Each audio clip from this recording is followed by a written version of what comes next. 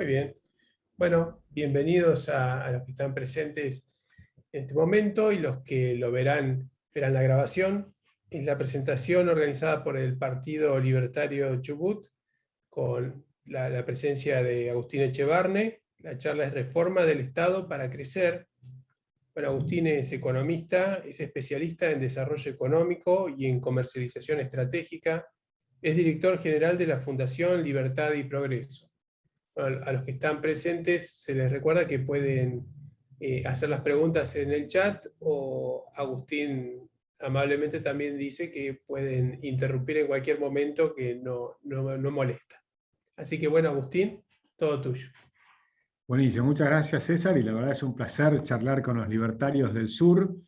Así es que creo que es interesante el fenómeno que está pasando en Argentina, ¿no? Que finalmente estamos viendo que la libertad avanza, que la libertad está, realmente hay un sentimiento nuevo en Argentina. Posiblemente se enfatizó con la pandemia, ¿no? Con esa idea de que nos encerraron los burócratas de una manera sonsa, de una cuarentena que decíamos que era cavernícola, y lo dijimos desde el inicio, que no iba a funcionar, no funcionó, pero sí sirvió para matar la economía, porque tenemos una economía que cayó 3 veces más que el resto del mundo, que el promedio del mundo, digamos, ¿no?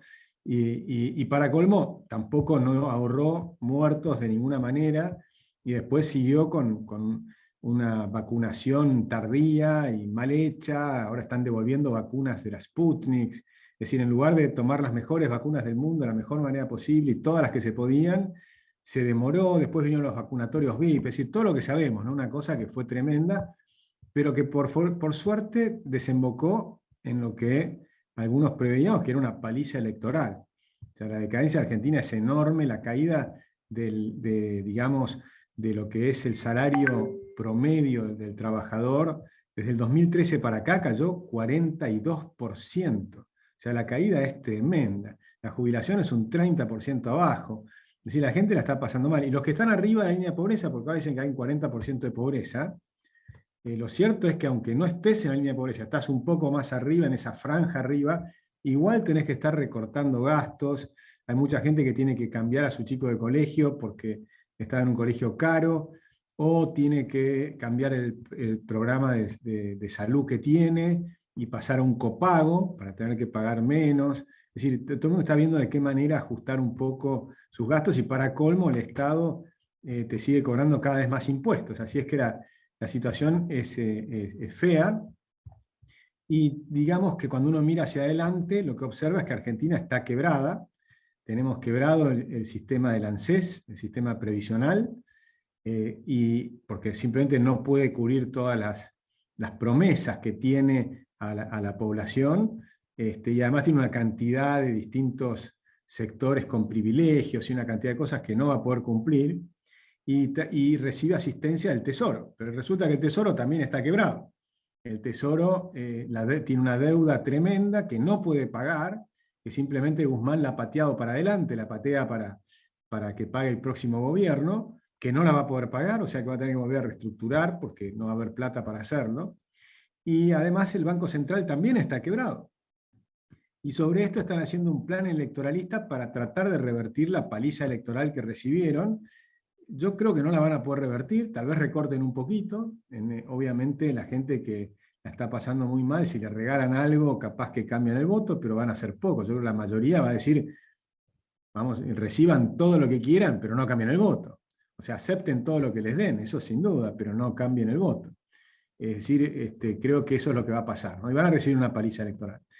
Y a mi juicio, después va a venir 2 años muy difíciles, porque el Banco Central, que para mí es clave, cuando uno lo mira, tiene una deuda que es una exponencial creciente, que ya está en 142% de la base monetaria, que mis proyecciones me dan que en 12 meses puede subir al 250%, lo cual es mucho más probable que en el medio tengamos un salto devaluatorio, que va a significar una nueva caída de los salarios, porque la devaluación se traspasa a la inflación, lógicamente.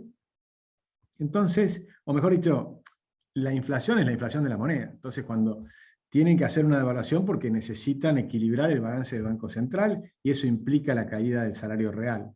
Entonces, va a haber, creo yo, una crisis importante por delante que va a ser económica, social, porque vas a tener una crisis partiendo de un nivel de pobreza del 40%, así que pensemos que cuando tomó la Cámpora, en aquella nota, en el gobierno de Héctor Cámpora, en el 73, que empezó ese desbarajuste del peronismo, la pobreza era del 3%.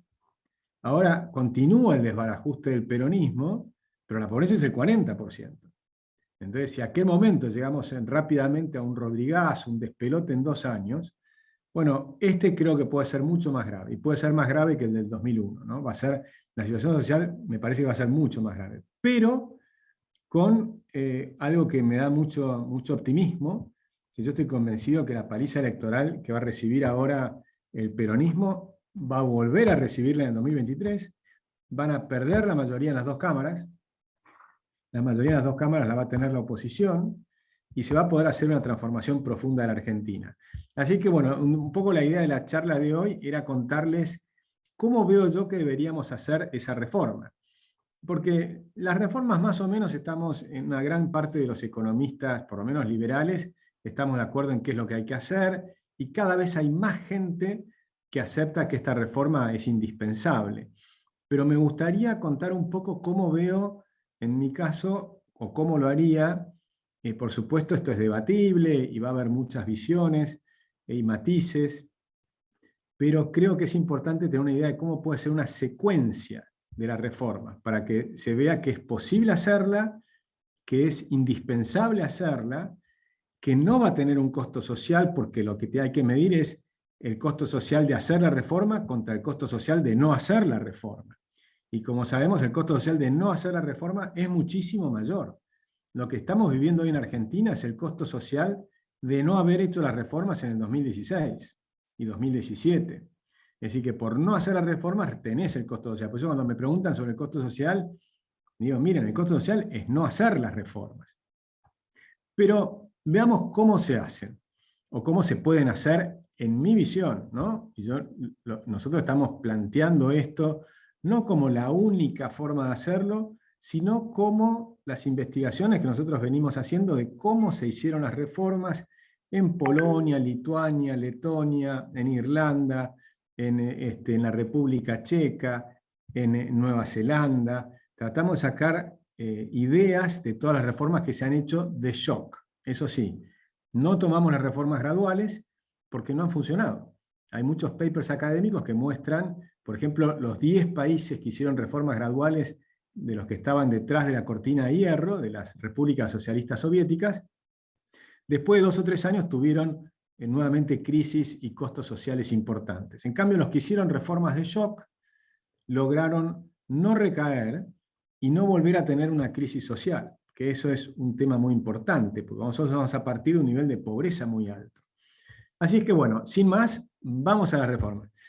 Supongamos que se gana un gobierno que va a ser una coalición, obviamente, no sé cómo se va a llamar, puede llamarse Juntos por el Cambio, o puede llamarse Juntos por la Libertad, o veremos cuál es esa coalición, pero supongamos que gana un presidente que realmente quiere hacer las reformas. Yo creo que con las mayorías en el Congreso las va a poder hacer, y la secuencia debiera ser, la primera de todas, a mi juicio, la reforma monetaria. Y la reforma monetaria no tiene que ser a la Sturzenegger, porque la reforma que proponía Sturzenegger se hizo en varios países.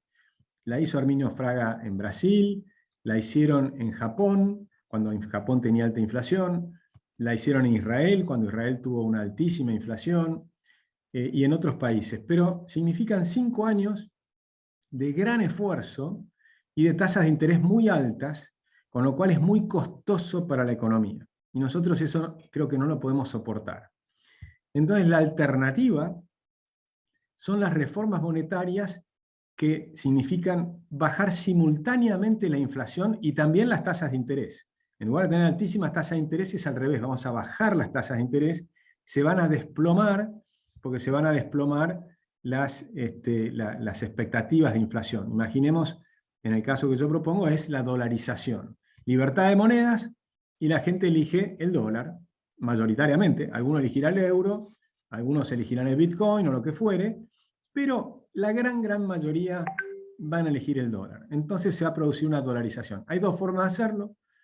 Una es con un tratado monetario con los Estados Unidos, que habría que ver si se consigue o no se obtiene hacerlo. Para mí es la mejor opción. Si no se consigue, lo haría de todas maneras, como lo hizo Ecuador. O sea que simplemente hay que estudiar cómo lo hizo Ecuador, que lo hizo unilateralmente, y sigue con inflación cero o negativa desde entonces. O sea, desde que el momento que pones la dolarización, ¡pum!, se desploma la inflación, punto. Se acaba la inflación para siempre y tenés una caída fuertísima de las tasas de interés y aparece el crédito. Y un montón de gente que tiene los dólares abajo del colchón los puede depositar y empieza a aparecer entonces un aumento de la monetización de la Argentina. Argentina tiene muy poquita moneda, porque estamos todos muy conscientes de que si tenés pesos te están robando. Entonces, y te roban todos los meses. Por lo tanto, en cambio, si tenemos esta posibilidad, va a haber una gran expansión. Es decir que la dolarización es expansiva. Inmediatamente o simultáneamente hay que hacer una reforma de desregulación, como la que hizo Horacio Liendo y que hay que volver a hacerla, una mega desregulación. Hay 70.000 regulaciones en Argentina, una mega desregulación, dejando solamente las que realmente son importantes. Y el resto no se puede hacer una por una, hay que hacer algo muy grande, como se hizo en aquella época de Menem y Cavallo y Horacio Liendo, y si hay algún error, que después había que algo que era necesario regular, se hará, pero preferimos cometer el error de desregular de más que tratar de hacerlo de a una, porque si lo haces de a una no llegas nunca, que fue lo que quiso hacer Cambiemos. Entonces, eso no funciona. Es decir, dolarización, desregulación. Es expansivo, porque las pymes, que son las que sufren las excesivas regulaciones, porque una gran empresa como Techinto o Arcor y demás, tienen una batería de empleados que pueden hacer todas las regulaciones, que además cuando hay un cambio regulatorio, ellos discuten el cambio regulatorio para ver cómo se hace, etcétera, etcétera, y terminan incluso siendo beneficiados, porque los que pueden competir con ellos no tienen esa capacidad. Los pequeños, las pymes no tienen la capacidad de seguir todas las regulaciones, mucho menos de influir sobre qué es lo que están escribiendo, ¿no? Cuando los legisladores escriben las regulaciones o los burócratas de turno. Con lo cual, eso es expansivo. Se liberan las fuerzas de las pymes. Tercer elemento, la reforma laboral, que por suerte estamos teniendo bastante consenso y a algunos no les gusta que contemos cómo se puede salir adelante y Argentina puede ser un gran país, ¿no? Entonces, lo cierto es que eliminamos la inflación, desregulamos, reforma laboral. Y como les decía, estamos teniendo consenso con gente del radicalismo, con gente de la coalición cívica, no solo con el PRO, es decir, no solo con los halcones, sino también con varias de las palomas que se empiezan a dar cuenta que del otro modo no salís. Es decir, que la expansión tiene que ser expansión con creación de empleo. Es muy importante que sea con creación rápida de empleo privado. El cuarto punto es un mega cambio en el sistema impositivo argentino. Cambiar los 180 impuestos que tenemos por 6 o 7 impuestos. Ponele 10. Pero tenemos que cambiar de sistema. Elijamos el sistema impositivo que nos guste e implementémoslo. Se hace una transición muy rápida, pero hay que eliminar una inmensa cantidad de impuestos, con lo cual es muy expansivo. Pero además, es muy probable que aumente la recaudación, con muchos menos impuestos. Porque cuando uno hay una famosa curva de Laffer, ¿no? Que uno va aumentando las tasas impositivas y los impuestos y va aumentando la recaudación. Pero en cierto punto, si seguís aumentando las tasas impositivas o creando nuevos impuestos, empieza a caer la recaudación. Argentina ya pasó ese punto hace rato. Entonces ahora crean el impuesto a la riqueza y obtenés un trimestre de nuevos impuestos y después se te fueron un montón de gente al exterior y se achica la torta y se te cae la recaudación. De forma tal que si vos eliminás el impuesto a la riqueza, eliminás los bienes personales, eliminás el impuesto al cheque, eliminás las retenciones, vas a tener una expansión del sector privado muy grande que te va a sobrecompensar lo que perdías en teoría de impuestos por esa recaudación. Entonces, la simplificación del sistema impositivo y la reducción de los impuestos debiera tender al aumento de recaudación. Esto se sabe, miren, desde Lao Tse, en China, desde Confucio, lo sabían los árabes, lo sabía Alberdi, que decía que había que recaudar muchos pocos y no pocos muchos. Lao Tse decía, si quieres tener gobiernos ricos, tienes que cobrar pocos impuestos. Entonces, como el pueblo va a ser rico, y entonces los impuestos que recaudas van a ser mayores. Esto es algo de sentido común, es algo que lo saben los filósofos desde hace 2000 años o 3000 años. Entonces, es decir, que no es una cosa utópica, es la realidad, es lo que hay que hacer. Eliminar impuestos, simplificar, bajar los impuestos para que la gente sea rica y no para... Y entonces el gobierno va a poder ser rico, pero porque la gente es rica. Nosotros necesitamos que los argentinos sean ricos, que salgan por sí mismos de las pobrezas. Entonces ahí vas a tener cuatro reformas expansivas.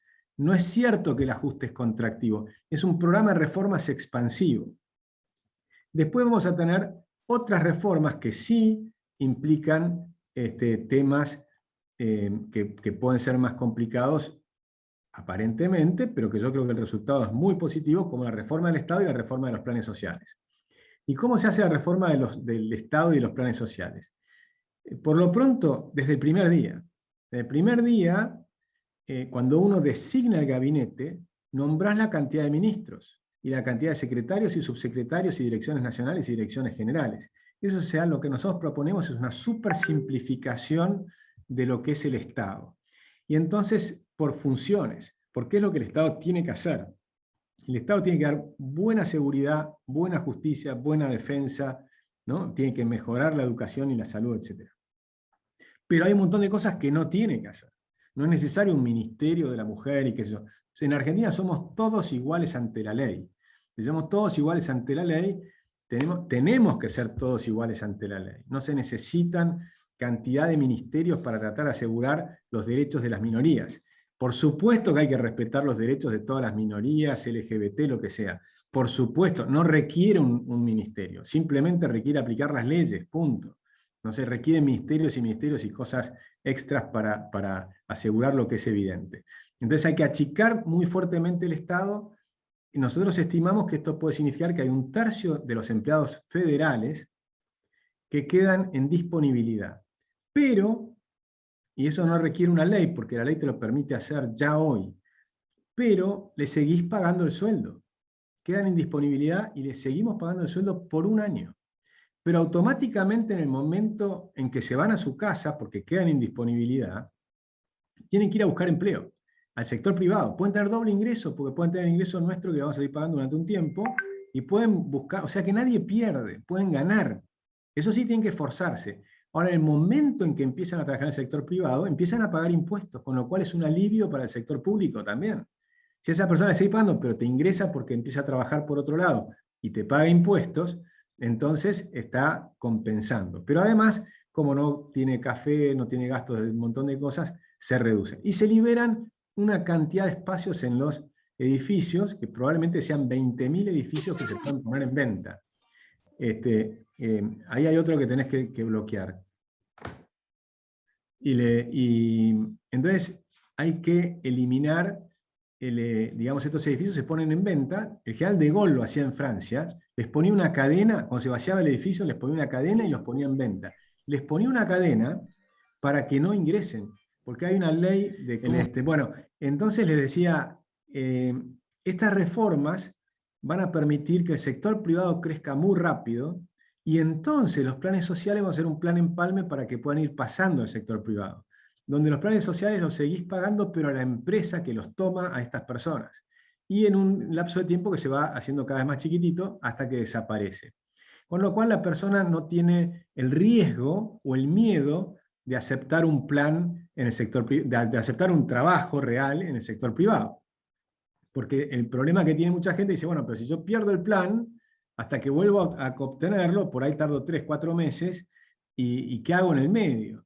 En cambio acá le decimos, no te preocupes, queda a tu nombre, pero se va a la empresa que te contrata.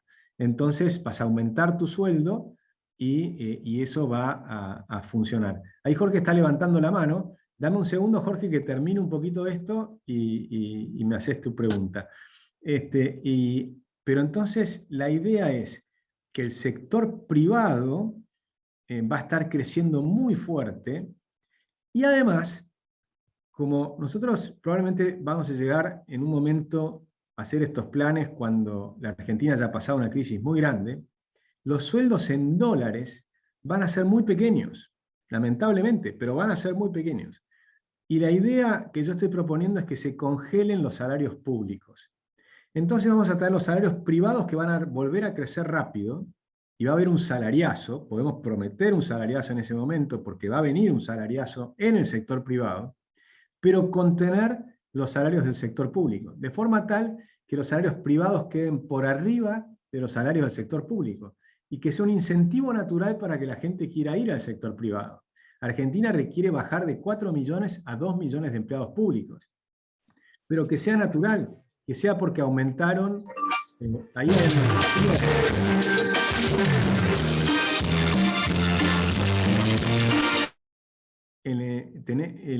la idea es que de esa manera hay un incentivo natural a pasarse al sector privado, que va a estar funcionando muy bien. Entonces, y fíjense que además esto nos permitiría hacer algo adicional, que es introducir en el sector público las reglas de productividad que tiene el sector privado. Entonces, en el sector público vamos a aumentar los sueldos de las personas o los directivos que hagan bien su trabajo y cumplan con objetivos que se les va a poner de productividad. ¿Sí? Entonces, en cada lugar, si tenés un director de un hospital y mejora el hospital, va a tener un premio, ¿no?, en su sueldo, que va a ser sustancial, por haber hecho bien el trabajo. Entonces vamos a mejorar la eficiencia del sector público a medida que vamos mejorando sus sueldos. Yo creo que si se hacen estas reformas, que hay un montón más, porque también hay que hacer las reformas de educación, después si quieren hablamos, la reforma de salud, hay que hacer reformas en la justicia, hay que hacer reformas en cada uno de los estamentos de la Argentina. La idea es que en el primer año de gobierno, la Argentina pase de estar en el puesto 150 de libertades económicas a los primeros 10 puestos en el mundo, en libertades económicas. No es gradual. Hay que cambiar el sistema económico y rentístico de la nación argentina. Jorge, ¿querés hacerme la pregunta? Así continuamos. Gracias, Agustín. Bueno, soy Jorge Kansepolsky, soy de Buenos Aires. Mandé 4 preguntas por el chat, en realidad, pero bueno, no voy a hacer las 4, pero en todo caso, si hay oportunidad, voy a hacer una sola y después las demás se pueden leer del chat. Bienvenido. Mi pregunta es la siguiente. En función del panorama que planteaste, de la situación de caída y tremenda crisis social que va increciendo y que probablemente derive en que el oficialismo pierda en 2023, si no prevés que todo esto puede estallarle al nuevo gobierno que asuma en 2023 y hacer inviable lo que estás planteando, precisamente por la gravedad de la situación de deterioro de los próximos 2 años. Yo creo que la crisis va a estallar antes. De hecho, mi temor es que el presidente Fernández no termina su mandato, no lo termine. O sea, yo creo que la crisis les va a estallar a ellos, me parece. Y lo que sí está claro es que el nuevo gobierno no va a ser como el que tuvo Macri, que tenía capacidad de endeudarse. No vas a tener capacidad de endeudarte. O sea, que vas a tener que hacer las cosas sí o sí. No, si por algún motivo el próximo gobierno elige un keynesiano, va a fracasar. Y entonces va a tener un segundo, un tercero, un cuarto ministro de Economía, hasta que llegue alguien que va a hacer estas reformas, que fue lo que le pasó a Menem.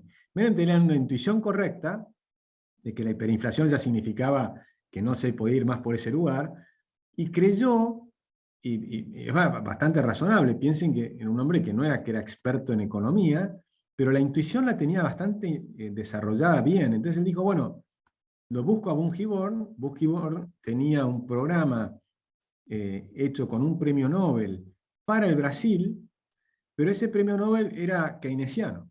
Entonces cuando lo aplicaron a la Argentina no funcionó, y derivó en la segunda hiperinflación.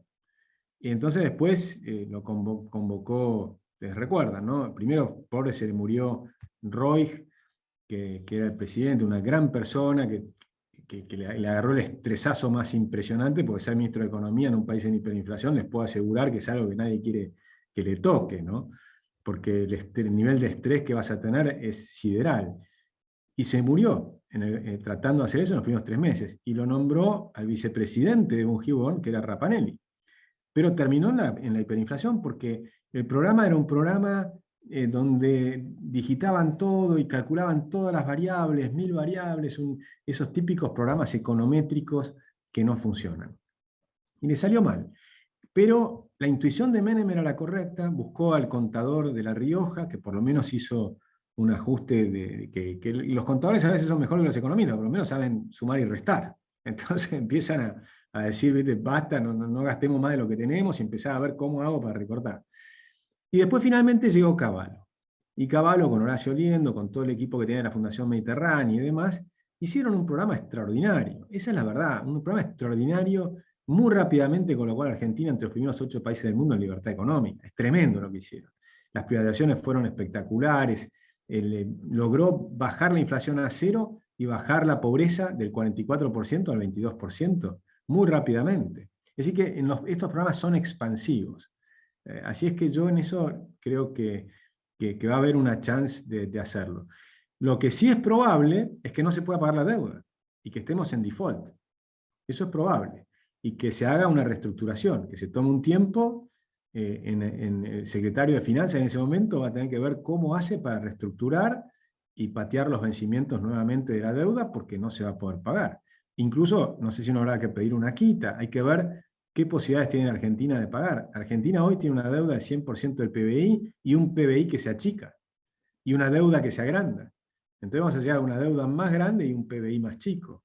Es decir, que esa deuda va a ser muy, muy difícil de pagar.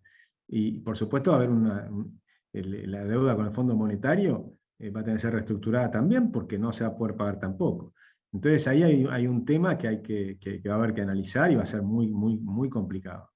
Pero lo que sí vas a tener es que el sector, lo que hay que tratar de hacer es como que el Estado quiebra, y tal vez hay que declarar leyes de quiebra del Estado, del ANSES y demás, pero el sector privado hay que liberarlo, que el sector privado sea el que crezca. Entonces, un tema es que el Estado tenga el problema, y otro tema es que la nación tenga el problema. Entonces, el Estado tiene que tener el problema y tiene que resolverlo y encarar la solución de su problema, como en una convocatoria de acreedores, ver cómo se hace para demostrar que vas a empezar a tener superávit en algún momento, tardarás 1 o 2 años, pero vas a tener que ir al superávit fiscal, y que se lo vas a tener que mantener muchos años. Y el sector privado tiene que estar libre de crecer fuerte. Ese es un poco el objetivo que se tiene en hacer este tipo de reformas. Que de nuevo, lo que les digo, yo les estoy planteando cómo me lo imagino yo, y cómo estamos escribiendo. Ya escribimos 4 libros en Libertad de Progreso, con una cantidad de reformas que van en este sentido, con matices.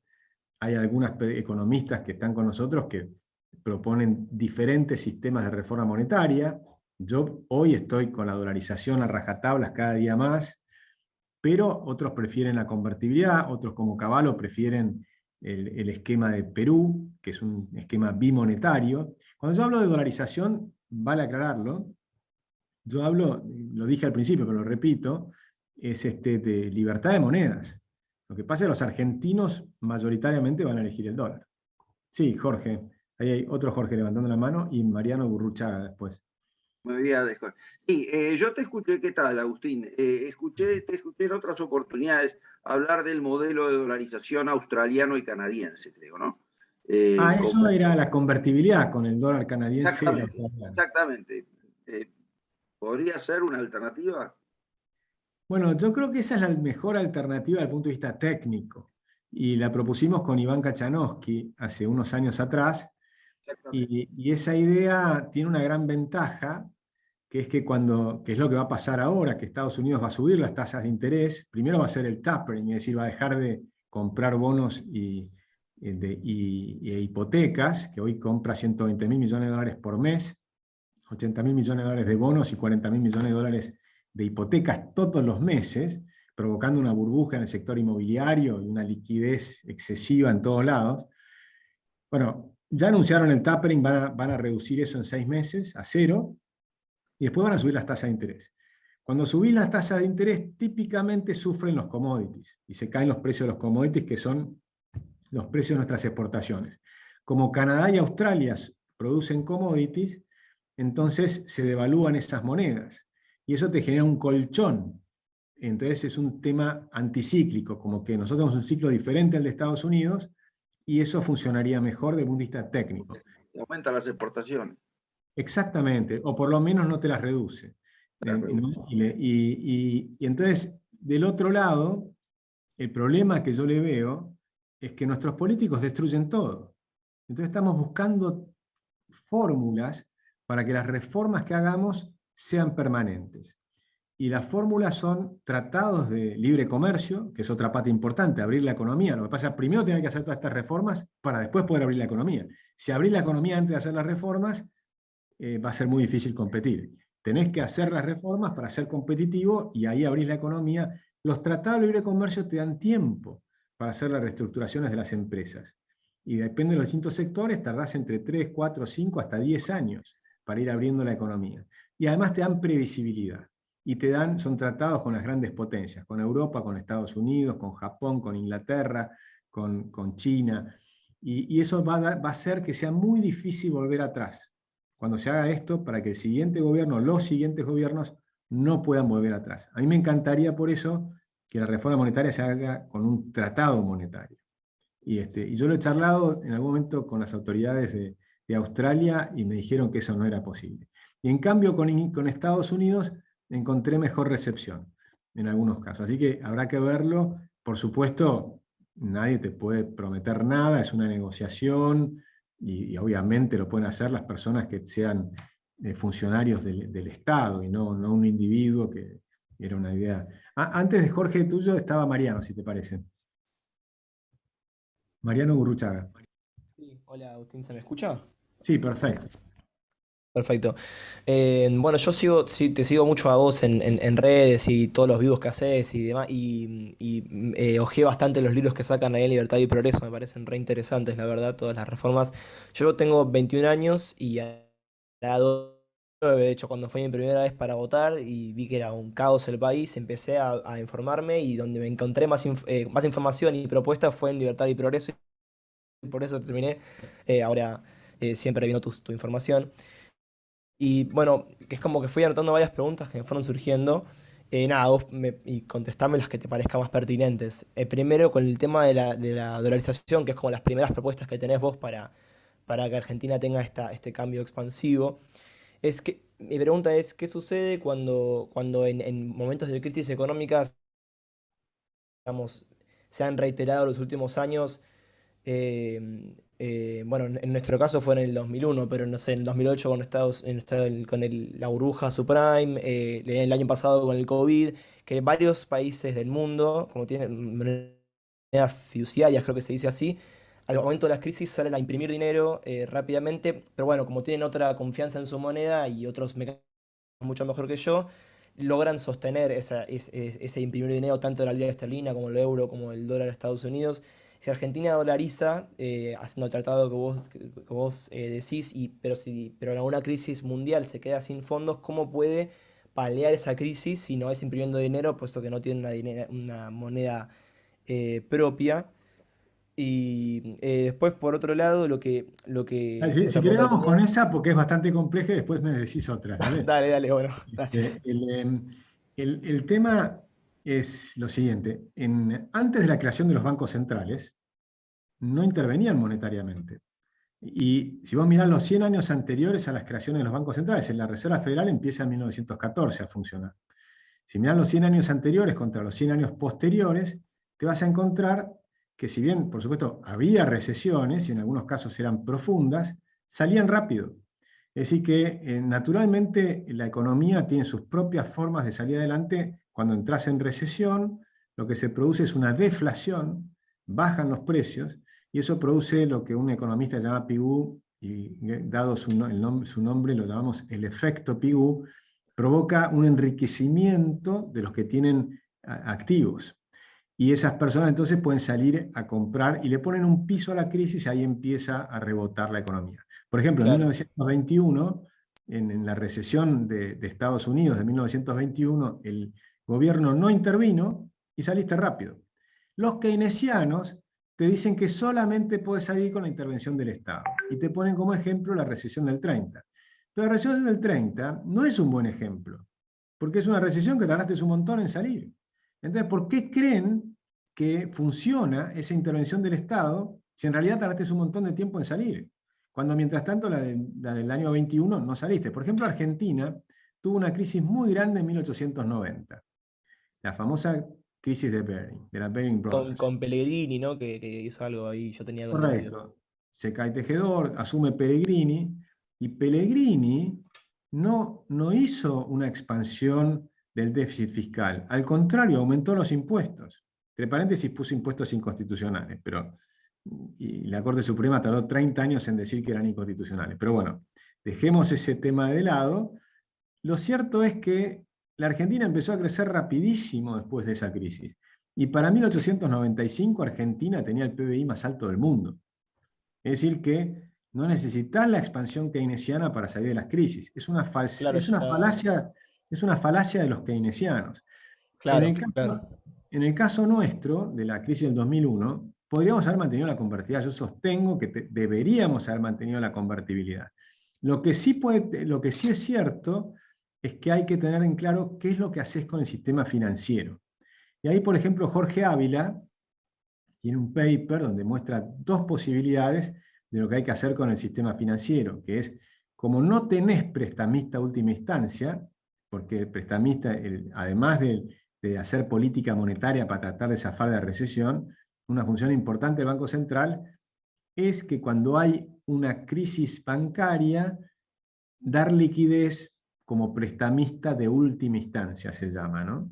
Esa función no la tenés. Por lo tanto, si no tenés esa capacidad para hacerlo, tenés que darle otra solución. Hay dos soluciones posibles. Una es la banca Simmons, te sugiero que la googlees, cómo funciona, pero separa lo que es, le saca el riesgo a los bancos y se los da directamente a los inversores. El que quiere tener un depósito va a tener un depósito, pero sin renta. Y el que quiere tener renta va a asumir el riesgo.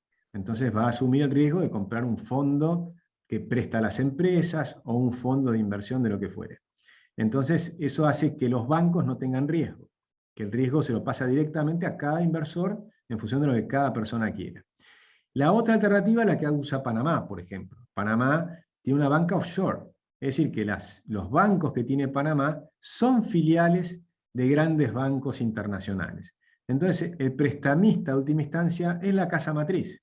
Por ejemplo, si vos tenés depósitos en el Citibank o en el Santander, y hay un problema en Argentina, bueno, va a ser una filial el Banco Santander del Banco Santander de España, claro. Y ellos serán los que tienen que poner plata, o el Citibank, o el que fuere. Los bancos argentinos que no tienen esa posibilidad, tienen que hacer un acuerdo con algún banco extranjero. O contratar un seguro contra corridas, que no siempre ha funcionado bien, o sea que hay un montón de temas técnicos que habría que desarrollar. Pero son solucionables, y en todo caso funcionaría mucho mejor de lo que funciona el sistema actual. Por lo menos a mi juicio, ¿no? Claro, entiendo. Bueno, gracias. Sé que era una pregunta bien así muy técnica, por eso no sabía si era adecuada, pero bueno, gracias. Tengo otras, pero bueno, imagino que otra gente quiera preguntar. Jorge había levantado la mano. Bueno, me dio la impresión de que no estás tomando en cuenta un posible recurso adicional a un plan que vos das casi como inexorable, que es inevitable, y si ese plan tuviera éxito, generaría confianza, una confianza tal que los 200.000 millones de dólares que están fuera del sistema y que tenemos los argentinos probablemente se volcarían a la economía, y eso sería un recurso adicional a lo que vos estás planteando, sería un booster explosivo. Totalmente, yo estoy previendo eso, ¿no? Lo que pasa es que eso vas a tener, inicialmente es probable que tengas un efecto financiero. Después lo que más nos interesa es que vengan las inversiones reales, no solo las financieras. Entonces el programa tiene que ser mucho más ambicioso, porque también tenemos problemas de infraestructura. Por ejemplo, nuestra idea es que la infraestructura, a diferencia de cómo se hizo con Cambiemos, tiene que ser privada. Y además tenés otro fenómeno que va a ser también un booster, como decir, que son las privatizaciones. En mi caso, yo privatizaría de todo, empezando por el Banco Nación. Alberdi decía que los bancos públicos no se puede hacer nada bueno con ellos excepto cerrarlos. Cuando yo digo, bueno, mejor vendámoslo, entonces por lo menos vas a obtener algún recurso. Entonces, el Banco Nación hay que privatizarlo, aerolíneas hay que privatizar, YPF hay que privatizar, hay que hacer una oleada de privatizaciones con un debt to equity, como la deuda, si está en default, va a estar valuada muy barato. El debt to equity te permite reducir fuerte, como se hizo en los 90. O sea, muchas de las cosas hay que repetir lo que se hizo en los 90, que funcionó muy bien. Cuando uno mira lo que pasó, después el segundo gobierno de Menem fue malo. Sin corrupción en lo posible, ¿no? Por supuesto, bueno, pero eso va a depender de la justicia, las reformas en la justicia que se hagan, la independencia de la justicia que hay que restablecer, el Consejo de la Magistratura. Nuestra propuesta es despolitizarlo, porque está politizado. Despolitizarlo implica que, por ejemplo, la Constitución dice que el Consejo de la Magistratura tiene que tener académicos, en plural, y tiene un académico y nombrado por los políticos. Entonces deberían ser académicos nombrados por las academias. Es decir, que eso es despolitizar, y el Consejo de la Magistratura es básico porque tenemos que recuperar el valor de la justicia. Argentina es un país donde nadie cree en la justicia, sobre todo los honestos, le tienen pánico a la justicia. Cualquier persona honesta que tiene que caer en la justicia le tiene miedo. En cambio, Cristina les da cátedra. O sea, pide hablar antes que los fiscales, ¿no? Y les da cátedra en el juicio. O sea, una cosa insólita. Debería estar presa, y en vez de estar presa le está dando cátedra a los jueces. Es una cosa, pero insólita. Así que nuestro sistema judicial es muy malo. Con lo cual sí, estoy de acuerdo, hay que combatir la corrupción, es todo otro capítulo de lo que hay que hacer. Acá estoy mencionando algunas de las cosas. Por supuesto, bueno, están escritas en algunos de nuestros libros. En el caso de uno de nuestros colaboradores es Francisco Cárrega, un ex juez, y tiene 104 propuestas para mejorar la justicia. La primera es la del Consejo de la Magistratura. Mariano está con la mano levantada. Y César también quería hablar, me parece. Sí, no, ya estamos a 10 minutos, no, un poquito más de 10 minutos, 12 minutos de finalizar. No sé cómo estás de tiempo, no queremos robarte mucho. Y hay varias preguntas que ya contestaste, que están acá en el chat, en la disertación. Tal vez haya alguna que puedas ampliar, por ejemplo la de Lucía, que dice, ¿cómo podríamos hacer esas reformas que propones y se pueden llevar a cabo sin problemas sociales y para sostener la gobernabilidad desde el 2023 en adelante? Bueno, ese va a ser un tema importantísimo el que dice Lucía, ¿no? Yo creo que vamos a entrar en una situación muy difícil. O sea, yo creo que el país se está yendo hacia un lugar donde es probable que veamos cosas que se veían en el 2001. Por ejemplo, cuando durante 2 meses un gobernador no paga los sueldos, tienden a tener puebladas que le van a quemar la casa al gobierno. Es decir, ese es el tipo de imagen que yo creo que podemos ver en Argentina. Ahora, en el momento en que hagamos estas reformas, yo creo que va a haber un shock de confianza, va a haber un bálsamo. Cuando se logre dolarizar, probablemente vas a tener una situación de tensión en el momento inicial en que pases las reformas al Congreso. Y las reformas al Congreso tienen que ser aprobadas inmediatamente. Yo creo que con el susto que van a tener los diputados las van a aprobar. Pero si no lo hicieran, va a haber que llamar a un referéndum, como está haciendo ahora en el Uruguay, ¿no? Y ese referéndum va a ser para hacer las reformas. Por ejemplo, yo estimo que la reforma de educación va a ser muy difícil de pasar si no es con un referéndum, porque lo que nosotros queremos hacer es una revolución educativa. Queremos cambiar la educación de la Argentina, cambiarla pero por completo. Y eso es un sistema que se aplicó en Suecia, con lo cual no me pueden decir que es un sistema de un país, no sé qué, estoy hablando de Suecia, que es el sistema de los vouchers, una tarjeta Educard, donde la gente va a recibir la tarjeta, por supuesto los que no puedan pagar la educación de sus hijos, ¿no? O sea, como es ahora, en vez de mandarlo al colegio público, vas a recibir la tarjeta, y con esa tarjeta podés ir y pagar la educación de tus hijos en cualquier establecimiento, sea estatal o sea privado, lo cual le va a poner en competencia, pero al mismo tiempo tenés que darle libertad a las escuelas públicas y privadas para manejar su presupuesto, para contratar y despedir a sus profesores, para decidir sus currículas. No tiene que haber una currícula única para todo el país, ni nada por el estilo. sino que tiene que haber diversidad de currículas, y por supuesto las universidades lo mismo. Para mí no tiene ningún sentido que exista la CONIAU. O sea, no hay por qué dirigir qué es lo que se enseña a nivel de las universidades. O sea, las universidades tienen que ser libres, que por otra parte es lo que dice la Constitución. La Constitución habla de la libertad de enseñar y aprender. Por lo tanto, la CONIAU no tiene ningún sentido. Es inconstitucional, a mi juicio. Lo que pasa es que, lamentablemente, o no lo comprendieron Alberdi y a los legisladores que hicieron la Constitución del 53, o no lo quieren comprender. Pero la libertad de educación es que los padres son los responsables de la educación de sus hijos. Y ya cuando estás a nivel universitario, es el propio estudiante el que decide dónde quiere educarse. Y el mercado es el que define después si sos egresado de Harvard, del MIT, de Yale. No hay ningún instituto en Estados Unidos que le dice a Yale qué es lo que tiene que enseñar, o a Harvard, es absurdo, o a UCL en Inglaterra. No es el Estado el que le dice a cada universidad qué es lo que tiene que hacer, es absurdo, es ridículo. O sea que un burócrata va a saber lo que tienen que enseñar los científicos de la física y de no sé, no, es absurdo. O sea, tener un conjunto de burócratas definiendo cómo tienen que educar a los chicos en Argentina. No, tiene que haber una enorme diversidad y demás. Pero eso va a tener una enorme resistencia de los sindicatos. Entonces la pregunta de Lucía creo que va también sobre eso, sobre el problema de los sindicatos. Y ahí yo diría dos cosas. Una es que hay que reformar también a los sindicatos y hacer como hicieron en Chile en su momento, o lo que están haciendo en Brasil. Por lo pronto que no te puedan sacar compulsivamente plata. Que la persona que quiera estar afiliado, que esté afiliado, y el que le quiera pagar, que le pague, pero no te lo descuentan del sueldo. Vos vas y pagás, pero si no querés, no pagás. Y si venís pagando y no te gusta lo que están haciendo, dejás de pagar. ¿Sí? Entonces tiene que haber libertad, como tampoco tiene que haber ningún tipo de coacción en las obras sociales. Es decir, la persona tiene que decidir a dónde envía el aporte para la salud. Entonces tiene que haber libertad de elegir. La reforma debería tener 3 palabras que la impulsen, que es la libertad de elegir, en todo. En todo. La libertad de elegir, devolverle al ciudadano las posibilidades de elegir. Es decir, es como que en el consorcio de tu edificio vos tenés a tus administradores del edificio que vienen pifiándola todo el tiempo. Cambiás al administrador y te vuelve a robar.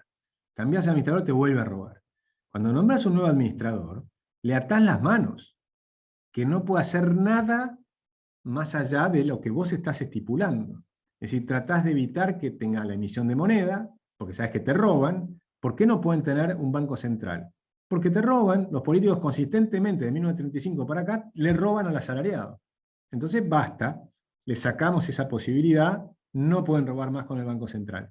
Y así vas haciendo con todos los temas, con aerolíneas, con YPF. YPF estatal era un desastre total hasta la época de Alfonsín. Y cuando vino Menem la privatizó, bajó los empleados de 60.000 a 4.000 o 5.000, empezó una de las pocas petroleras del mundo que perdían plata, empezó a ganar plata, cotizó en bolsa, ganaron un montón de... Parte de la plata la ganaron los Kirchner, porque cuando Cavallo les dio las acciones y demás, a las provincias ganaron un montón de plata, en ese momento eran 500 millones de dólares, que después se calculó que habían llegado a 1.000 millones, y finalmente devolvieron 500. Y nadie sabe qué pasó con la diferencia, nunca se investigó bien, la justicia de Santa Cruz archivó el tema, y fue todo un desastre, ¿no? Bueno, todo eso, simplemente si privatizás te dejan de robar. ¿Ves? Y además ha funcionado extraordinariamente bien el tema de comunicaciones. O sea, hoy tenemos los celulares, que son tremendos, un potencial que tiene extraordinario. Mi primer teléfono yo tardé 26 pagándolo por adelantado hasta que me lo entregaron. Hoy vas y compras un celular. Y cuando hicieron las privatizaciones pasaste de 27 meses a 48 horas. El pliego de licitación ya decía que te tenían que poner en 48 horas. Era impresionante, fue muy rápido la evolución de los teléfonos, después aparecieron la televisión por cable y demás. La actividad privada tiene una capacidad de crecimiento, de creatividad, de hacer cosas nuevas, de expansión rapidísima. Argentina tiene un potencial tremendo, tiene un potencial energético tremendo. Tenemos 600 veces las necesidades que tenemos de gas, por ejemplo. Pero lo tenemos bajo la tierra. Bajo la tierra no es riqueza. Es riqueza cuando lo sacás de abajo de la tierra, y eso requiere 25.000 millones de dólares por año. Entonces, es decir, es poner en marcha el país. Tenemos una industria pesquera totalmente frenada, y los pesqueros, los 400 pesqueros chinos que invaden nuestros mares, ¿no? Entonces, eso hay que cambiarlo completamente. Tenemos después un montón de problemas psicológicos de, por ejemplo, los ecologistas que no quieren que hagamos minería. O sea, esta conversación sería imposible sin minería. O sea, todos estamos usando instrumentos que requieren minería. Las computadoras, los teléfonos, los autos. O sea, los que no quieren minería, que dejen de usar todo. Los tenedores, los cuchillos, todo lo que usás, casi todos los instrumentos que tenés tienen minería. Entonces, eso de tener 7 provincias que prohíben la minería es absurdo. Vos tenés que tener minería con los estándares internacionales de calidad, de cuidado de remediación de suelos y de todo lo demás. Vos podés hacer una minería a cielo abierto, cerrar después la montaña, te llevaste el mineral, remediás el suelo y plantás un bosque. Y lo que vas a tener es un bosque, donde antes había un pedazo de montaña, que si lo mirás desde el satélite ni se nota, es un puntito. Pero sacaste el mineral, lo utilizaste, lo pusiste en valor, es riqueza. Entonces, hay mucha inconsistencia y Argentina es un país muy adolescente. Es un país que estamos permanentemente, pareciera que en una estudiantina permanente. Acá hay que tratar los temas con seriedad, tomando todos los recaudos, por supuesto. Si se usa cianuro, cómo se usa, si se usan las aguas, bueno, si hay escasez de agua en una provincia como Mendoza, ¿para qué se usa? Si es para la minería y tenés que compensar a la parte agrícola, o qué es lo que se utiliza. Es decir, todo con racionalidad, con ingenieros, con agrónomos, con las personas científicas tratando el tema, y no con puebladas. No son las puebladas las que tienen que definir las políticas, son los científicos que tienen que ir definiendo cuáles son las mejores políticas posibles. Bien, Agustín, y bueno, terminamos tal vez con una última pregunta que trato de resumirte, que son 3 preguntas que ya las contestaste en cierto modo, pero por ahí hay muchas dudas que yo creo que son compartidas por muchas personas con respecto a qué vamos a hacer si cerramos el Banco Central, porque dice, bueno, compartís la idea de Milei de dinamitar el Banco Central, por supuesto, entre comillas lo pone, y Milei no lo dice entre comillas, pero bueno, es entre comillas. La otra pregunta es, ¿cómo podemos tener los argentinos, que plantean acá en el chat, tantos dólares si no los emitimos nosotros? Y otra pregunta es, si desaparece el Banco Central, ¿cómo se va a financiar el Estado? Me imagino que sabiendo que siempre es un déficit crónico el que tenemos. O sea que son 3 preguntas tal vez en una que podrías explayarte un poco. Sí, dólares hay un montón bajo el colchón. Argentina es de los países que tienen más dólares abajo del colchón. O sea, ya los tenemos a los dólares. El tema es que se metan en la dinámica y en la rotación de la economía. Así que empiecen a dar liquidez a la economía. Va a aparecer los dólares, no hay problema, porque finalmente sos parte del mundo. Y en el mundo sobra moneda. No hay escasez de moneda en el mundo, para nada. Sobra moneda. O sea que el tema que tenés que tener es que tener la libertad de poder usar la moneda que quieras. Después está el tema de en qué moneda aceptás impuestos. Si aceptás nada más que en dólares, hay un tema, porque por ahí usás euros y cuando pagás impuestos te van a cobrar el porcentaje de pasarte de una moneda a la otra. Que en un mercado eficiente y con economía totalmente libre va a ser muy chiquitito. O sea que eso a mí no me preocupa. Pero yo sé que hay gente que sí le preocupa. En todo caso, podés aceptar que también te paguen en euros. Si vos tenés toda tu actividad en euros porque estás exportando servicios a Europa, por ejemplo, tenés un grupo de ingenieros que hacen diseño y exportás diseño y tus principales consumidores son europeos y te pagan en euros, y bueno, el fisco te calculará cuánto tenés que pagar y vas a pagar, podés pagar en la moneda que estás utilizando. A mí no me molestaría, me da lo mismo. Por supuesto estoy hablando de las 7, 8, 10 monedas más importantes del mundo, porque hay miles de monedas. Ahora con las criptomonedas hay miles y por ahí sería... que también se puede hacer porque hoy en día todo es factible de hacerlo. Pero digamos que se puede simplificar a 6, 7 monedas y ya tenés el 99% de flujo de la economía o más. O sea que no hay un inconveniente por ese lado. Y el otro tema que me decías, ¿cuál era? Perdón, César. El otro tema vinculado con esto es que, como ya decimos, el déficit fiscal. ¿Cómo financiar al Estado? El Estado se tiene que financiar con sus propios impuestos, punto. O sea, y no tiene que gastar más de lo que le ingresa. O sea, que tenés que tener un Estado austero, y como nosotros estamos previendo que va a haber una expansión muy grande del sector privado, los recursos, los ingresos del Estado van a ir creciendo. Y como vamos a entrar en plena crisis, el gasto público en dólares va a ser muy pequeño. Vamos a empezar con un gasto público en dólares pequeño. Y congelamos los salarios, vas a tener entonces un tema que vas a partir de una cosa pequeña y te va a empezar a sobrar plata. Te va a empezar a sobrar plata y vas a poder ir aumentando los sueldos del Estado a medida que la gente se vaya. Por ejemplo, si tenemos la mitad de maestros, hay 1.200.000 maestros. Son 3 veces más de los que necesita Australia comparado con alumnos, ¿no? Es decir, tenemos 3 veces más maestros por alumnos que Australia. Si tuviéramos un número razonable y lo bajamos a la mitad, le podríamos pagar el doble. ¿Sí? Entonces podemos empezar a aumentar los sueldos a medida que la gente vaya pasando al sector privado. Y lo lógico es que de acá a 20 años, o sea, 2 décadas de crecer al 7% anual, te puede permitir que los sueldos de los argentinos sean 4 veces superiores en dólares.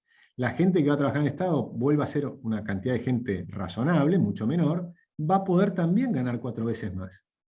Así que el premio por hacer las reformas es tremendamente importante. Por supuesto, si las mantenemos durante 20 años. ¿Sí? Y desde ya el primer año va a ser el más difícil. O sea, no va a ser un año fácil. Nadie les puede vender que va a ser un año fácil. Yo no estoy diciendo que va a ser un año fácil. Lo que estoy diciendo es que si no lo hacemos va a ser mucho peor. Sí, sí. Bueno, y como dijiste, si las expectativas acompañan, tal vez alivia un poquito ese primer año, esa primera temporada, con ese ingreso de divisas y esa confianza en las inversiones. Bueno, Agustín, ya llegamos al final. Te agradecemos mucho. Si querés decir algunas palabras finales, acá están todos agradeciéndote.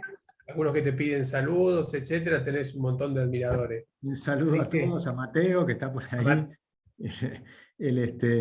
No, la verdad es que muchas gracias por la invitación a conversar con ustedes y felicitaciones por el laburo que están haciendo en el sur. Está creciendo el liberalismo.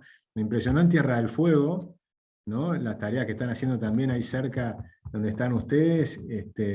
Me parece que es interesantísimo ver que el liberalismo está creciendo en todo el país. Y eso que reconozco las falencias que hemos tenido en los organizadores, tanto el Partido Libertario como Republicanos Unidos. Tuvimos muchas fallas desde los dirigentes, pero creo que hay un resurgimiento de las ideas de la libertad en todo el país. Y eso a mí me da mucho, pero mucho optimismo. Yo sinceramente creo que en los próximos 3 años vamos a ver un cambio en Argentina como no hemos visto en varias generaciones. Bueno, compartimos la esperanza. Muchas gracias a todos los presentes y damos por finalizada esta excelente presentación. Buenísimo, hasta luego. Un gran abrazo a todos. Abrazo.